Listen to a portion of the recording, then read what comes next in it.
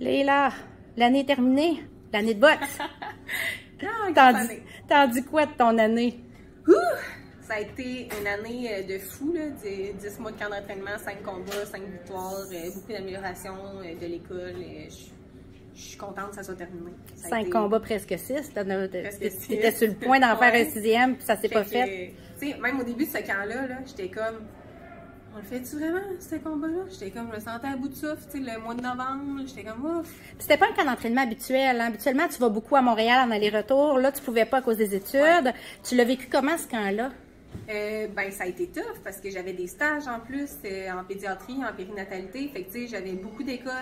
Ma préparation physique, là, ma muscu, tout ça que Karim me fait, je pouvais pas tout le temps la faire. Il y a 2 semaines que je n'ai pas fait pantoute parce que j'avais pas le temps.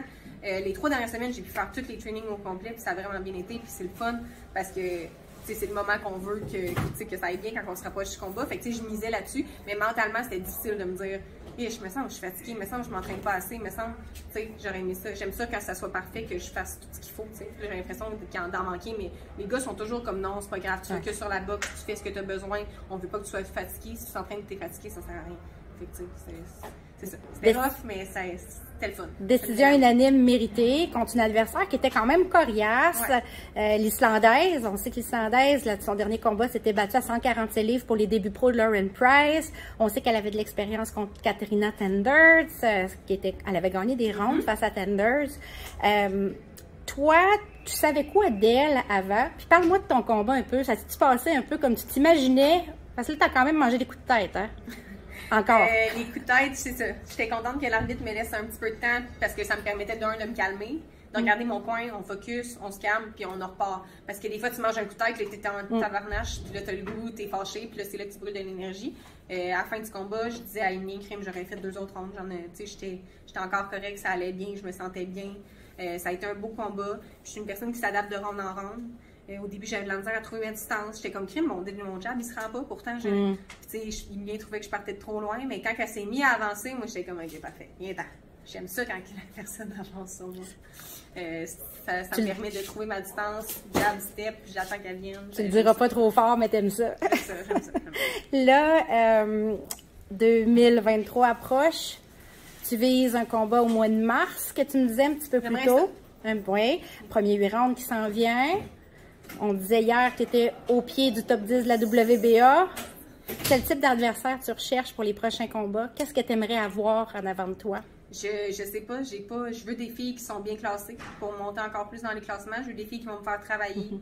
Je veux des bons combats. C'en était un bon, ce combat-là. C'était combatif. C'était pas...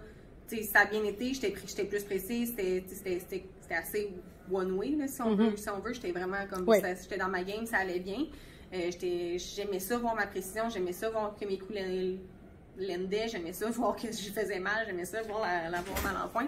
Fait que tu sais, je veux continuer avec des adversaires qui vont me faire travailler. Et qui te mettent en valeur aussi. Ça, c'est un adversaire qui peut te mettre en valeur parce qu'elle n'est pas toujours en pression sur toi à 100%. Exactement. J'aime qu'on boxe, j'aime que ça soit un jeu d'échecs. C'est ça. Je veux des adversaires comme ça, je veux de la vraie boxe, de la vraie boxe professionnelle de qualité. Je veux pas des bagarres de rue qu'on se fonce dedans non-stop et que ça arrête plus. Je veux genre... C'est ça, tu sais de quoi je parle. Exactement. It takes two to tango, comme on dit. Tu veux un partenaire de danse. Je veux des combats de 3 minutes. Yes. Enrayer les filles des 2 minutes qui foncent non-stop, puis qui sont tout croches, puis qui réussissent à gagner parce qu'ils ont juste du cardio, tu sais. Moi, j'aime ça jouer aux échecs, j'aime ça tendre des pièges, j'aime ça faire des feintes, j'aime ça, c'est ça. Dernière question. De quoi tu es le plus fier, puis qu'est-ce que tu aimerais améliorer pour l'année prochaine? De quoi je suis plus fière? D'avoir gagné mes 5 combats cette année. Quand même. De pas avoir lâché. Parce que l'année passée, au même moment, je pensais faire un dernier combat puis accrocher les gants. J'étais tannée. Que tous mes combats soient annulés, c'est tough. Fait que là, d'avoir recommencé, d'avoir eu une aussi belle année, d'avoir percé le top 15 mondial, d'être classé 11e WBA, j'aurais pas pensé l'année passée qu'aujourd'hui, je te dirais, l'automne prochain, je veux faire un championnat du monde. Fait que, tu sais, je suis fière de ça, je suis fière de pas avoir lâché, puis c'est ça ma vie, un peu la persévérance, puis de pas lâcher. Fait que je suis fière de ça. Puis qu'est-ce que je veux travailler? Ben, d'avoir plus de sparring, ça va m'aider à travailler les choses avec des, tu sais, sparring avec des vraies filles, avec des dans des camps de sparring, là, des vrais camps de sparring. Des bons trainings.